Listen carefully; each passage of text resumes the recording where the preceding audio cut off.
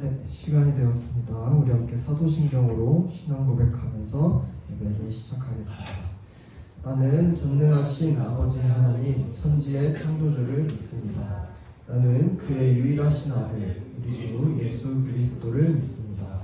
그는 성령으로 잉태되어 동정녀 마리아에게서 나시고 본디오 빌라도에게 고난을 받아 십자가에 못 박혀 죽으시고 장사된 지 사흘 만에 죽은 자 가운데서 다시 살아나셨으며 하늘에 오르시어 전능하신 아버지 하나님 우편에 앉아 계시다가 거기로부터 살아있는 자와 죽은 자를 심판하러 오십니다.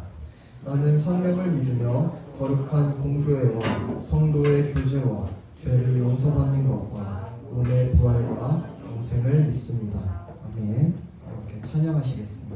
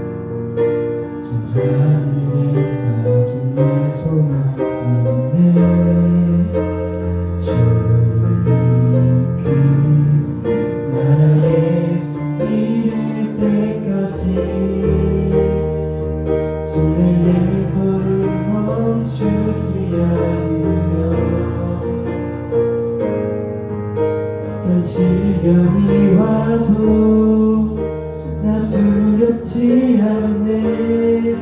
주와 함께 걷는 나 지금은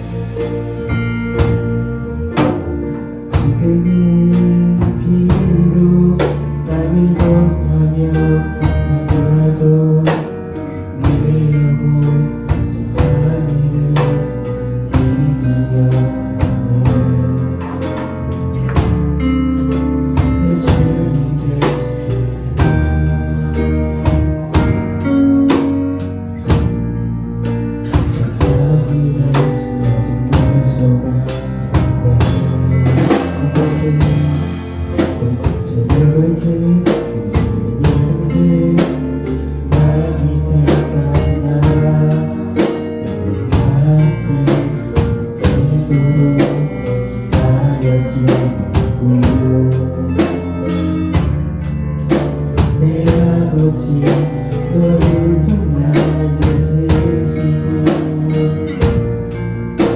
저 하늘을 디디며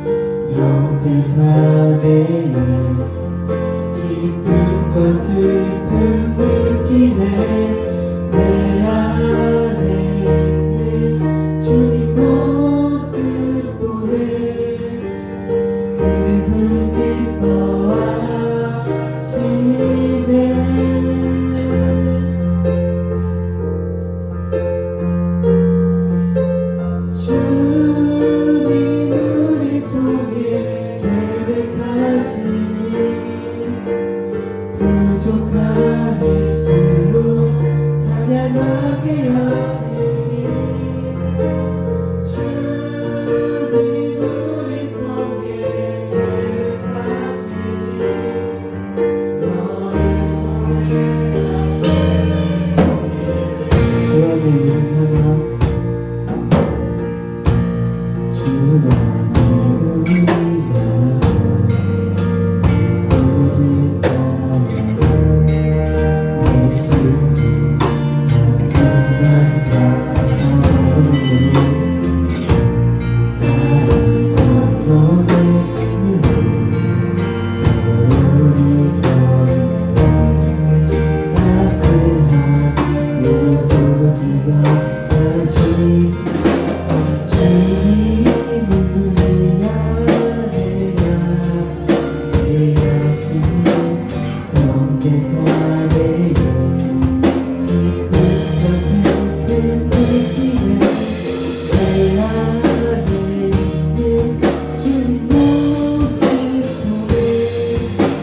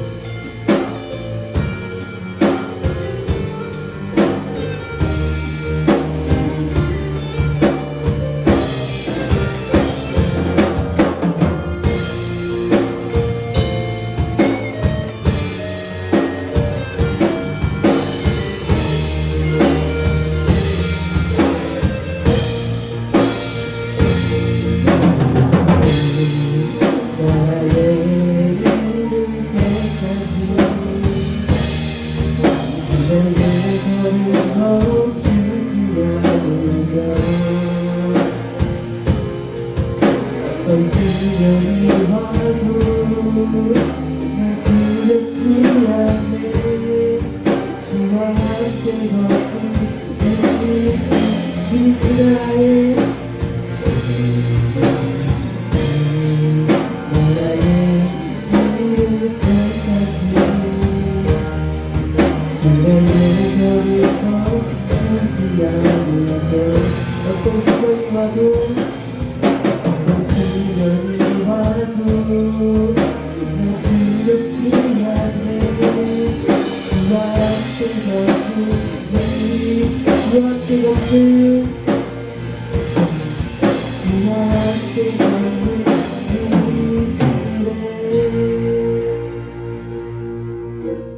이 시간 우리가 보고 싶은 사람들을 위해 기도합시다. 각자 옆에 있는 믿음의 동역자나 전도하고 싶은 대상이나 또는 지금 교회에서 얼굴을 잘 보지 못하는 떠오르는 사람들을 위해 기도합시다. 그리고 이 시간 말씀 선포하시는 전도사님과 저들의 예배를 위해 같이 기도드리겠습니다.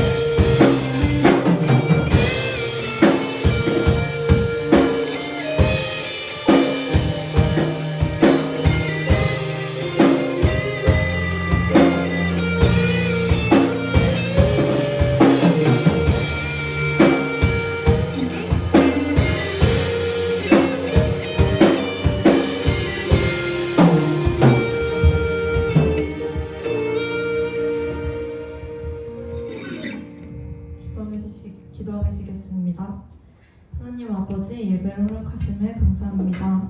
학교로 돌아가 평소의 삶을 살아내고 주님 앞에 나와왔습니다. 오직 주님께 드려지는 이 시간 될 수 있도록 주님 도와주세요.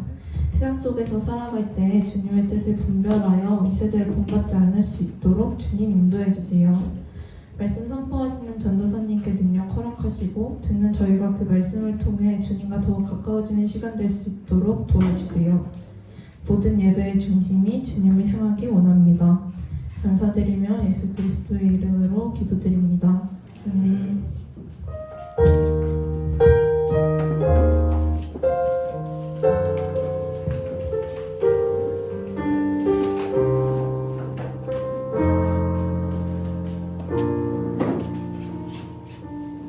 오늘 읽으신 성경 말씀은 예레미야 20장 7절부터 18절입니다.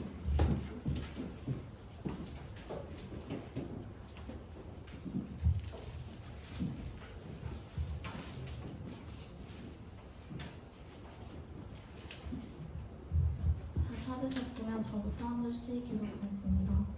임펠의 아들 제 제상 바스올은 여호와의 성전이 송감독이라. 그가 예레미야의 이 일 예언함을 들은지라.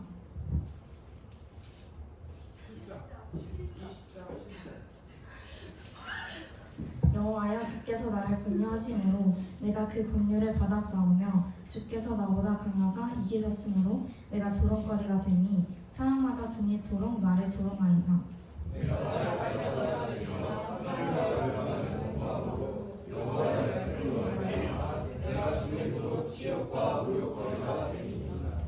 내가 다시는 여호와를 선포하지 아니하며 그의 이름으로 말하지 아니하니라 하면 나의 마음이 불붙는 것 같아서 골수의 성친이 답답하여 견딜 수 없나이다.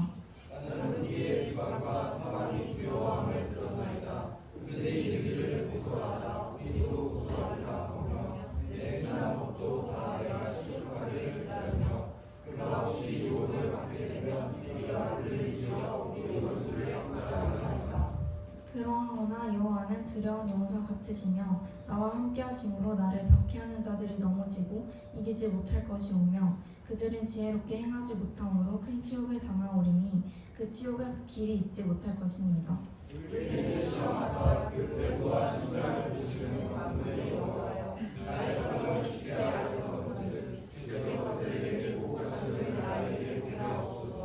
여호와께 노래하라. 너희는 여호와를 찬양하라. 가난한 자의 생명을 행악자의 손에서 구원하셨습니다.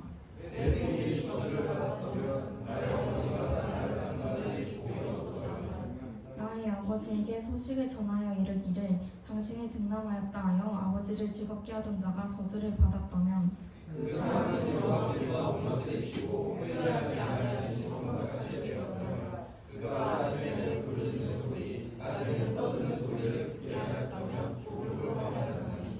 이는 그가 나를 태에서 죽이지 아니하셨으며 나의 어머니를 내 무덤이 되지 않게 하셨으며 그의 배가 부른 채로 항상 잊지 않게 하실 까닭이로다.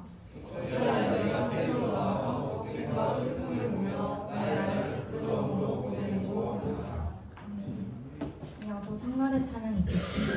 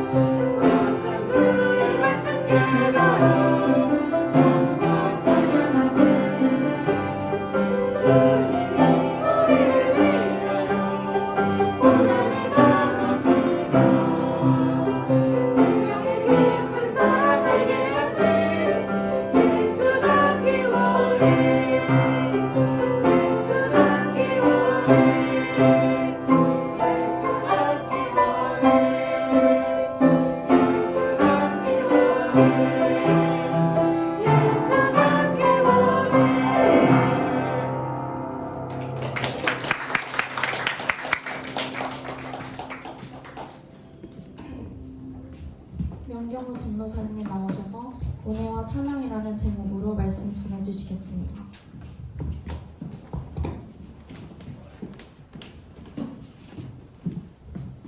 네, 귀한 찬양 감사합니다.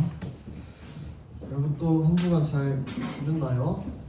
네, 다들 개학을 했죠? 개학을 했는데 학교 가는 게 좋은 친구들도 있고 안 좋은 친구들도 있죠.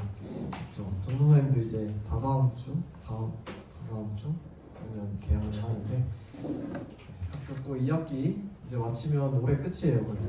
그래서 잘 마무리하고 이렇게 지냈으면 좋겠습니다. 우리 지난주 설교 주제가 뭐였죠?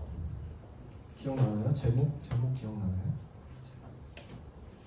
기억이 안 나는 것 같아요. 토기장의 하나님이었죠. 지난주에는 하나님의 주권에 대해서 이야기하면서 하나님은 모든 것을 지으셨고 모든 것을 마음대로 하실 수 있는 분이다 이렇게 이야기를 했습니다. 근데 하나님은 돌이키지 않는 자에게는 심판하는데 하나님께로 돌이키는 자는 살려주시고 이렇게 하나님의 주권에 의해서 할 수 있다는 것도 우리가 알아봤습니다. 그래서 예수님께서 이 땅에 오셨을 때 우리를 위해서 희생하시고 모든 조건을 완성시키셔서 우리가 이제는 하나님께로 돌이키고 회개하기만 한다면 이제 하나님께서는 용서하시고 품으신다. 하나님의 심판을 또 면할 수 있다. 이렇게까지 설교가 지난주에 진행이 됐었습니다. 우리가 이제 예레미야를 지금 거의 한 7주 정도 보고 있어요. 되게 길게 봤죠. 이제 아마 다음 주면 예레미야가 끝이 나는데요. 예레미야가 52장까지 있는데 우리는 절반 정도 보는 겁니다. 절반 정도 봤는데 오늘 말씀은 예레미야가 하나님의 예언자로서 하나님의 선지자로서 그 사명을 감당하면서 되게 고통스러워해요. 고통스러워하면서도 또 할 수밖에 없는 이유에 대해서 하나님께서 주신 사명을 감당할 수밖에 없는 이유에 대해서 고백하는 자기 고백적인 또 하나님께 외치는 본문이 나와 있는데요. 사실상 하나님께 자기의 그 신세를 좀 한탄하는 장면이라고도 볼 수가 있을 것 같아요. 그래서 이런 모습이 우리가 봤을 때 조금 선지자인데 이래도 되나 싶기도 한데 사실은 하나님을 믿고 따르는 자들에게 당연히 있어야 되는 모습입니다. 예레미야의 이런 고백들이. 그러면 왜 예레미야가 하나님께 이런 고백을 했고 왜 이렇게 불평을 했을까요? 우리가 지난 몇 주 동안 예레미야를 다루면서 들었던 내용들을 한번 생각을 해봅시다. 전반적으로 느낌이 어땠어요, 여러분? 듣기 좋았어요? 듣기 힘든 내용들이 좀 많았어요. 계속해서 심판한다, 너네 잘못됐다, 돌이켜라, 회개해라, 하나님이 너네 치실 거다, 너네 죽을 거다. 계속 이런 얘기만 했어요. 이거 예레미야가 남유다 백성들에게 한 얘기죠. 하나님께서 하라고 하셔서 그대로 한 얘기예요. 남유다 백성에게 하나님의 말씀을 전하는 예언자인 예레미야가 이런 얘기를 계속했을 때 20장에 거치는 분량에 다다르게 그런 얘기들을 계속했을 때 백성들의 반응이 어땠을지 한번 생각을 해봅시다. 자, 백성들은 지금 몇천 년에 걸쳐서 전통을 지켜오면서 하나님의 말씀을 따르고 지켜온다고 자부하던 남유다 백성들이에요. 북이스라엘은 이미 멸망했고 본인들은 계속 남아있기 때문에 우리들은 아직 버림받지 않았다 이렇게 자부했던 민족이죠. 나름 하나님 안에서 잘 살고 있다고 생각을 했었는데 계속해서 예레미야가 와가지고 하나님의 말씀이다, 너네는 심판받을 거다, 너네 죽을 거다, 너네 돌이켜야 된다, 회개해야 된다, 계속 이러고 있으니까 솔직히 어떤 마음이 들까요? 눈에 가시니까 없애버리고 싶을 거 아니에요. 백성들이 예레미야를 죽여버리고 싶었어요. 그래서 계속해서 예레미야가 그런 얘기를 하니까 너무 듣기 싫으니까 예레미야를 괴롭히고 죽이려고 계속해서 음모를 꾸미고 합니다. 실제로 예레미야는 죽을 뻔한 위기도 겪고 박해를 받았어요. 오늘 본문 맨 앞쪽에 보면 임멜의 아들 바술이라는 제사장이 예레미야의 예언을 들었어요. 우연히 들었는데 바술은 제사장이면서 성전 안에서 질서를 담당하는 성전 안에 있는 경찰관 이런 느낌이었어요. 바술은 예레미야의 그 예언을 듣고 바로 예레미야를 체포하고 때립니다. 그리고 착고를 채워서 감금시키고 계속해서 예레미야를 때립니다. 창고에 가둬버립니다.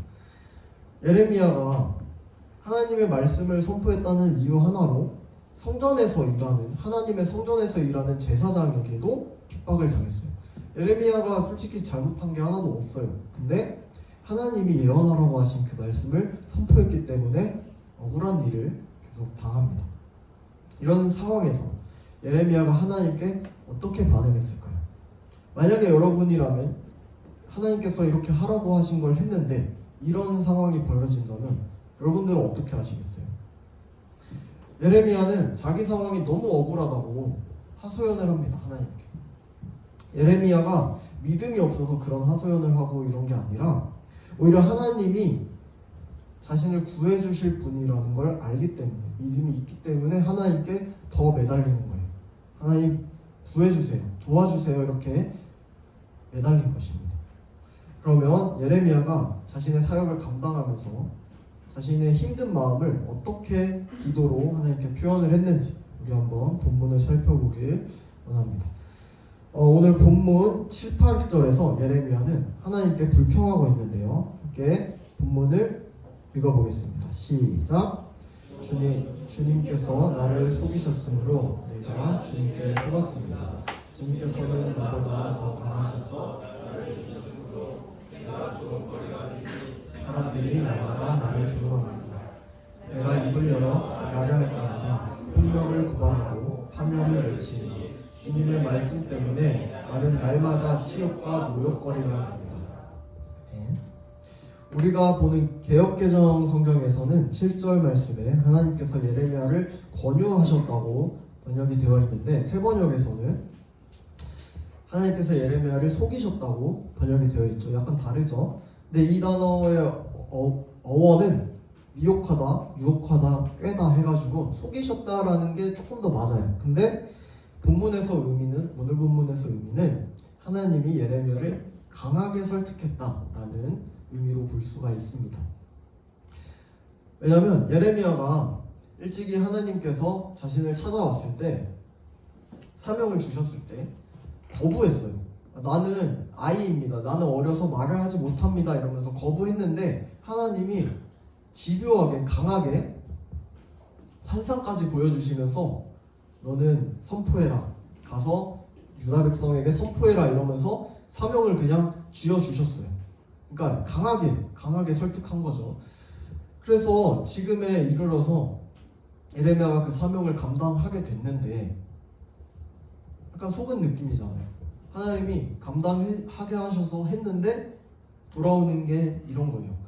비통한 마음에, 원통한 마음에 하나님께 외친 겁니다. 하나님이 하라고 하신 걸 했는데 오히려 사람들에게 모욕을 받고 조롱거리가 되었다라고 고백하는 겁니다. 하나님이 하라고 하신 걸 했는데 세상에서 욕먹고 푸대접받고 이런 예레미야의 심정이 여러분들이 조금 공감이 되실지 모르겠어요. 전도사님은 좀 공감이 될 법도 해요. 이해가 갈 법도 합니다. 아마 예레미야가 지금 눈물 흘리면서 울면서 하나님께 고백하고 있을 거예요. 예레미야는 동족들에게 매일같이 심판과 회개의 메시지를 선포했는데 자기도 아마 속상했겠죠. 여러분들 주변에 있던 사람들에게 갑자기 하나님이 너네 죽을 거니까 계속해서 돌이켜라고 얘기하라고 학교에 가서 그런 얘기 하라고 하면 여러분들이 전하면서 얼마나 속상하겠어요. 솔직히 스스로도 속상하죠. 돌이키지도 않고 오히려 스스로도 속상한데 또 이 친구들이 나를 또 괴롭혀. 양쪽에게 둘 다 버림받은 그런 느낌이겠죠. 솔직하게 이런 상황에서 하나님의 말씀을 계속해서 선포하고 싶을까요? 사람들이 별로 그런 마음이 안 들겠죠. 왜냐하면 전하면 뭐가 와야 되는데, 나한테 복이 오고 하나님이 뭐 복을 주시고 더 승승장구하게 해주셔야 되는데, 전할 때마다 욕먹고 전할 때마다 두들겨 맞고 전할 때마다 뭐 그냥 끌려가고 계속 이러고 있으니까 하기 싫을 거 아니에요. 목숨까지 걸면서 이 일을 하고 싶은 마음이 들었을까요? 그런데 예레미야가 고백하는 게 바로 뒤에 나오는데 놀랍습니다. 우리 PPT 9절 말씀 한번 읽어보겠습니다. 시작. 이제는 주님을 말하지 않겠다, 다시는 주님의 이름으로 외치지 않겠다 하고 결심하여 보지만 그때마다 주님의 말씀이 나의 심장 속에서 불처럼 타올라 뼛속에까지 타들어가니 나는 견디다 못해 그만 항복하고 맙니다. 아마 예레미야가 현실을 생각하면은 도망치고 싶었을 거예요. 당연하죠. 인간적인 마음으로 예레미야도 자기 동족들에게, 민족들에게 싫은 소리 하기 싫었을 거고, 굳이 하나님의 메시지를 선포하지 않는다면 조용하고 화목하게 사랑받으면서 친구들이랑 잘 살 수 있었어요. 그래서 결심합니다. 나 하나님 말씀 안 전할 거야, 하나님 메시지 전하지 않겠어 라고 결심을 하는데, 현실과 타협하길 원하는데, 그때마다 하나님께서 주신 그 말씀이 예레미야의 속에서 심장으로부터 불꽃처럼 타올라서 온몸으로 뼛속 마디마디까지 타들어가는 그런 마음이 들었던 거예요. 그런 기분이 계속해서 들었던 거예요. 하나님께서 주신 그 사명이 그 조롱과 아픔과 하나님을 말하지 않기로 했던 결단보다도 더 크게 다가와서 예레미야를 집어삼키고, 그 메시지가 자기보다 더 강하게 다가와서 결국 항복하고 말았다는 거죠. 말 그대로 양쪽에서 미칠 것 같은 상황이 계속해서 벌어지는데 결국 말씀이 내 안에서 그걸 이긴 거예요. 핍박으로 받는 괴로움보다 그 말씀을 전하지 않는 괴로움이 오히려 더 크다는 하나님께서 예레미야에게 주셨던 그 말씀을 전하지 않고서는 견딜 수 없는 마음을 예레미야는 속에서 발견하게 된 것입니다. 이게 바로 예레미야가 사명을 감당할 수밖에 없었던 이유였어요. 그렇지만 다시 현실을 또 바라보면 또 괴로워요. PPT 나온 본문 10절 말씀을 함께 읽어봅시다. 시작. 수많은 사람이 수군거리는 소리를 나는 들었습니다. 예레미야가 겁에 질려 있다. 너희는 그를 고발하여라. 우리도 그를 고발하겠다 합니다. 나와 친하던 사람들도 모두 내가 넘어지기만을 기다립니다. 혹시 그가 실수를 하기라도 하면 우리가 그를 덮치고 그에게 보복을 하자 합니다. 예레미야와 아주 친했던 절친들, 예레미야가 사랑했던 사람들까지도 예레미야가 하나님의 말씀을 전하자마자 예레미야를 모함하고 핍박하고 박해를 했습니다. 하나님께서 주신 그 사명 때문에 자기 친한 친구들이랑 원수 사이가 됐어요. 이런 어렵고 절망적인 상황 가운데 예레미야가 어떻게 반응했을까요? 우리 이어서 PPT의 본문 11절 12절 말씀 읽어보겠습니다. 시작. 그러나 주님은 내 옆에 계시는 힘센 용사이십니다. 라고 쓰러질 것입니다. 이처럼 그들이 실패해서 그들은 영원히 잊지 못할 큰 수치를 당할 것입니다. 만군의 주님은 의로운 사람을 시험하시고 생각과 마음을 감찰하시는 분이십니다. 억울한 사정을 주님께 아뢰었으니 주님께서 그들에게 내 원수를 갚아주십시오. 내가 그것을 보기를 원합니다. 네. 예레미야가 보였던 현실, 이 절망스러운 현실 가운데 보였던 첫 번째 반응은 하나님을 먼저 바라보았습니다. 지금은 잠깐 어려움을 겪고 있지만 나중에 하나님께서 언젠가 반드시 그 원수들을 심판하실 것이라는 사실을 믿었어요. 그리고 모든 복수를 하나님께 먼저 맡겼습니다. 우리가 이 반응을 통해서 배울 점은 성도들은 어떤 상황에 있을지라도 하나님을 바라보기 때문에 지금의 눈앞에 놓인 상황을 보고 낙심하지 않는다는 겁니다. 여러분, 하나님의 자녀라면 어떤 상황 가운데에서도 하나님을 바라보아야 합니다. 자기 현실이 얼마나 시궁창 같아도 하나님을 바라봐야 돼요. 지금 우리 앞에 놓여진 현실의 어려움을 뛰어넘어서 믿음의 눈으로 하나님을 바라보는 것이 그리스도인들의 진짜 힘이고 능력입니다. 자, 이어서 PPT 13절 말씀을 읽어보겠습니다. 시작. 주님께 노래하여라. 주님을 찬양하여라. 주님께서는 억압받는 사람들을 악인들의 권세에서 건져주신다. 아멘. 자, 첫 번째는 하나님을 바라봤어요. 두 번째 반응은 하나님을 찬양하고 노래합니다. 하나님께서는 약한 자들을 사랑하시고 악한 사람들 가운데서 구원해 주시고 은혜를 베푸시는 분이시라는 것을 찬양을 통해서 강력하게 선포합니다. 자신을 구원해 주실 하나님을 믿고 의지하며 찬양한 것입니다. 이렇게 예레미야는 예언자로서 사명을 받은 자로서 고통 가운데 있으면서도 하나님을 먼저 바라보고 하나님을 찬양했습니다. 그런데 예언자의 고뇌는 이렇게 끝나지는 않았습니다.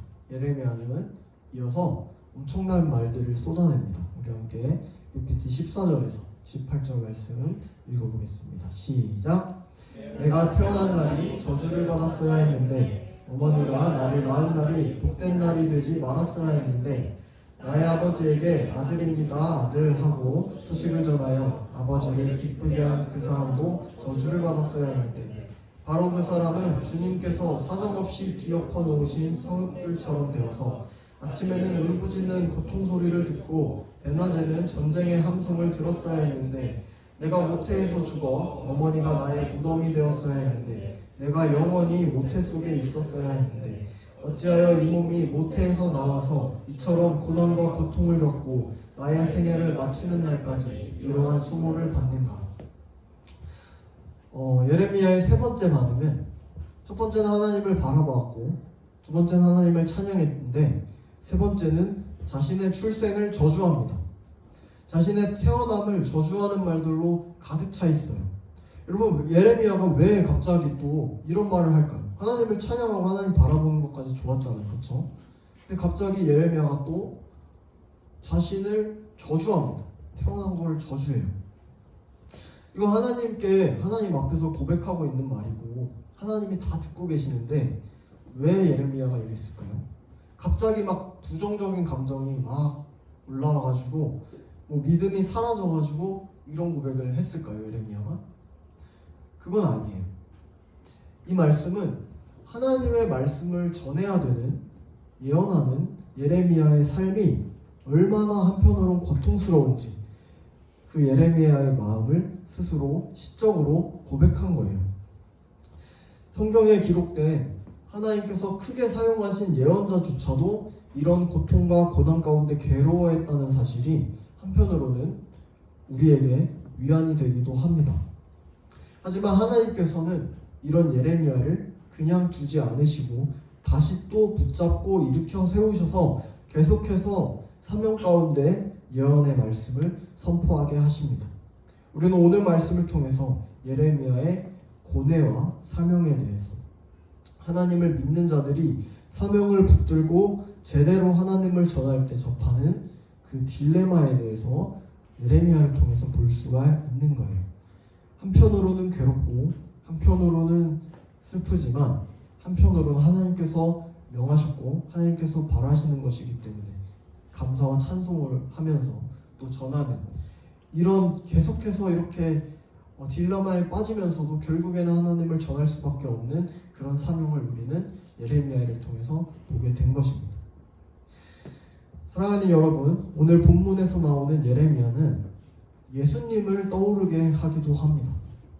하나님의 말씀을 선포했지만 오히려 고난과 모욕을 받고 박해를 당하던 그 예레미야의 모습에서 예수 그리스도의 모습이 보입니다. 예레미야가 하나님께 부르짖고 하소연했던 것처럼 예수님도 겟세마네 동산에서 하나님께 십자가 죽음을 피하게 해달라고 기도하기도 했어요. 하지만 여러분, 예수님은 예레미야의 한계를 극복한 모습을 보여주셨어요. 예수님께서 이 땅에 오셔서 그 십자가를 지셔야 했을 때 마음으로는 너무 괴롭고 힘들지만 예수님의 입에서는 저주의 말이 나오지 않았습니다. 스스로. 예수님은 하나님의 뜻에 완전히 순종하심으로 그 좁은 길을 걸어가셨습니다. 우리는 예수님께서 미리 겪으신 고난과 죽음으로 인해서 더 이상 이 예레미야와 같이 구약의 선지자들과 같은 어려움을 당하지는 않습니다. 예수님께서 이미 모두 다 겪으셨기 때문입니다. 여러분, 예수님만이 우리의 구원을 이루기 위해서 하나님께서 보내신 참된 선지자예요. 예레미야는 예전에 왔지만, 예수님도 예전에 왔지만, 그렇지만 예수님께서는 이제는 그 선지자의 역할을 완전히 감당하셨습니다. 예수님께서는 하나님의 뜻을 이루기 위해서 자기 목숨을 버리고 우리를 살리신 예언자요 참된 선지자이십니다. 그렇다면 우리는 이제 어떻게 살아가야 될까요? 예수님께서 다 이루신 그 구원의 은혜를 우리 가운데 기억하고 받아들이면서 매일매일 감사하는 마음으로 살아가야겠죠. 더 나아가서 이 놀라운 복음의 소식을 전하는 사명자로서 살아가야겠죠. 여러분, 당연히 복음을 전할 때 세상에 핍박과 미움을 받게 돼요. 예레미야도 성전에서 일하는 제사장조차 예레미야를 때리고 감금했고, 예수님도 하나님의 말씀을 전하는데 오히려 더 핍박을 당하고 십자가에 못 박혀 죽기까지 했어요. 여러분이 만약에 세상 가운데 미움을 받지 않고 있다면 정말로 하나님의 자녀로서, 예수님의 제자로서 세상의 빛과 소금의 역할을 감당하고 있는지 한번 돌이킬 필요도 있습니다. 만약 우리가 정말로 제대로 감당해서 어려움을 당할지라도 하나님께서 예레미야를 붙드시고 사명을 계속해서 확인시켜 주신 것처럼 우리에게 이 사명을 감당하게 하시고 또 하나님을 바라보고 찬양하게 인도해 주실 겁니다. 그런데 그건데 구체적으로 어떻게 하나님이 우리를 그 어려움 가운데 이겨낼 수 있게 해주신 걸까요? 우리 마지막으로 히브리서 4장 15절에서 16절 말씀을 전해 읽어봅시다. 신약 357페이지 히브리서 4장 15절에서 16절 말씀입니다.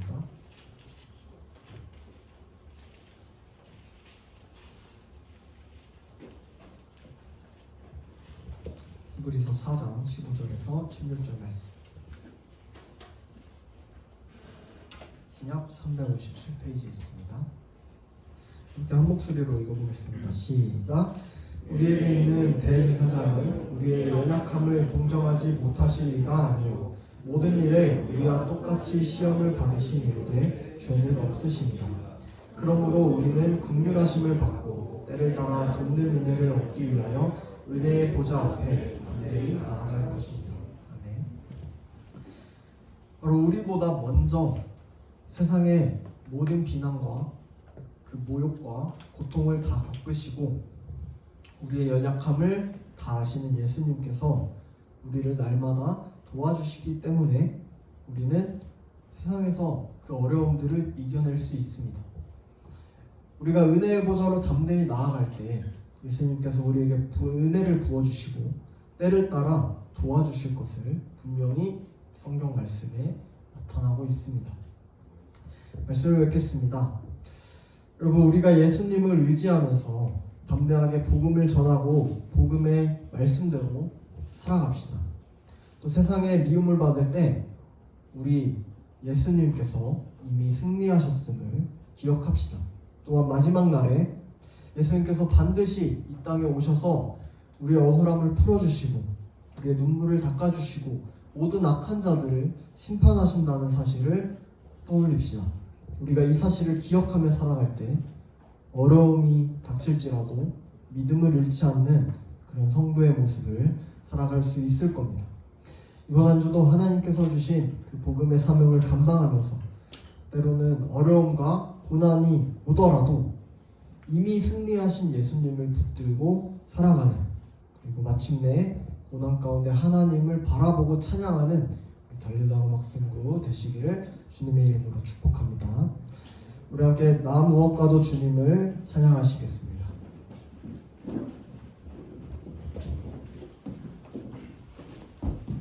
가사를 묵상하시면서 찬양하시길 원하는데요.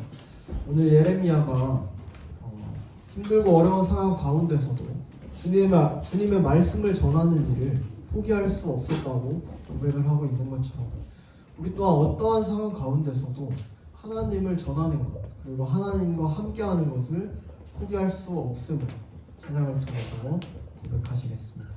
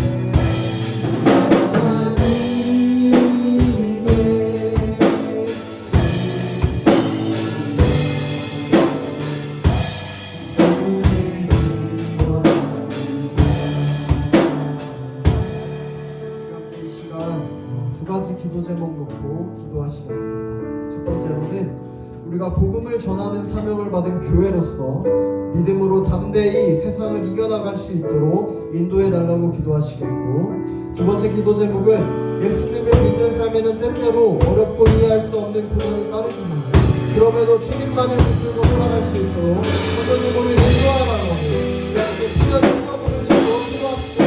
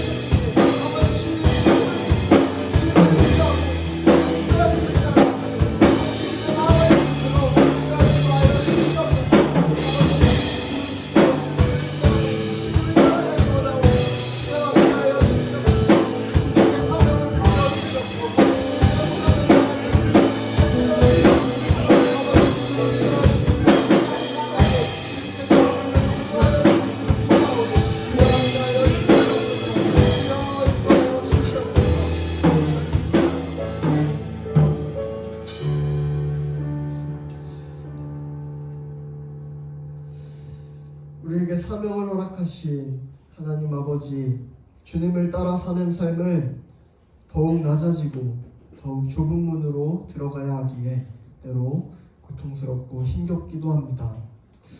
오늘 예레미야의 고백처럼 너무도 힘들어서 하나님께 부르짖을 때도 있습니다. 하지만 주님의 말씀을 따라가는 삶이 그 무엇보다 가치 있다는 사실을 알기 때문에 그 말씀과 사명이 우리 안에서 살아서 움직이기 때문에 그럼에도 우리는 다시금 주님께 나아갑니다. 이제는 우리의 힘과 노력이 아니라 우리를 위해 모든 것을 버리시고 세상을 이기신 예수님을 의지하여 다시금 일어나서 서길 원하오니 우리의 손을 붙잡으시고 세상 가운데 승리하는 주님의 자녀가 될 수 있도록 우리를 인도하여 주시옵소서. 이번 한 주도 주님을 바라보고 주님을 찬양하는 달리다음 학생도가 될 수 있도록 주 인도해 주시옵소서. 세상 그 무엇보다 가치 있는 주님만을 사랑합니다. 우리 주 예수 그리스도의 이름으로 기도드립니다. 아멘. 함께 영광의 박수 보내드립니다.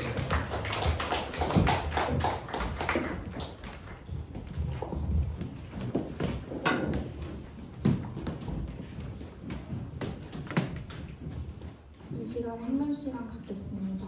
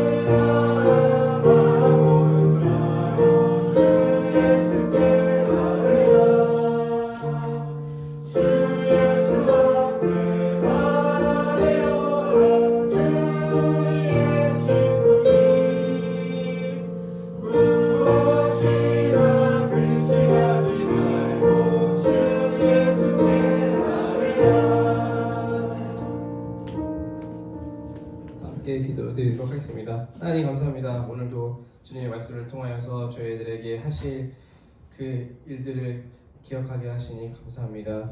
특히 우리가 복음을 전하는 사명을 받은 한 사람으로서 담대하게 믿음을 갖고 세상을 향하여 나아갈 수 있도록 도와주시고, 때로는 어렵고 우리가 사람의 힘으로는 생각으로는 이해할 수 없는 일들이 일어날 수 있습니다. 그때마다 주님께서 계획하신 일들을 기대하며 나가게 하여 주시옵소서.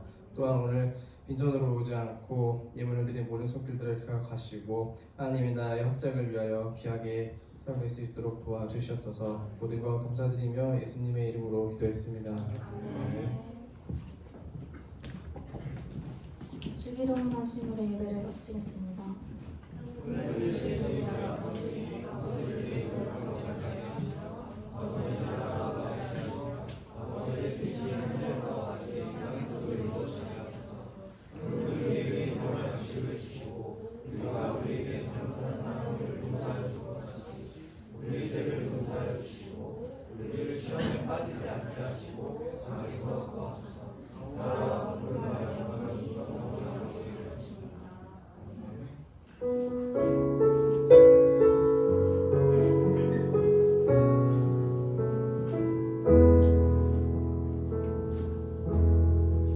광고 타임.